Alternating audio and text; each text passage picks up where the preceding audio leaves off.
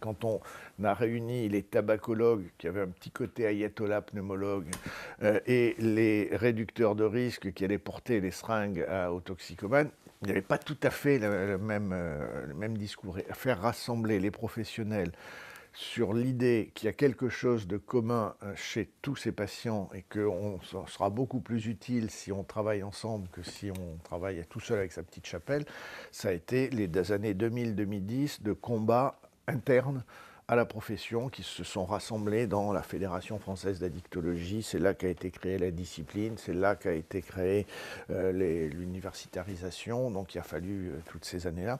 Et maintenant, le combat des addictologues, c'est la réduction pragmatique des dommages.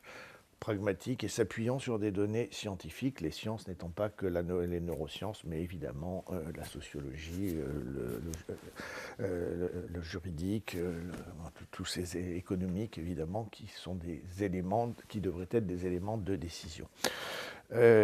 Donc, on a rassemblé tout ce petit monde qui, ce qu'on avait classiquement, c'était un centre de soins pour toxicomanes, un centre de soins pour alcooliques en ville, et puis à l'hôpital, une consultation chez les pneumologues de tabac, chez les gastro-entérologues d'alcool, et les psychiatres prenaient, vaille que vaille, les toxicomanes un peu état limite.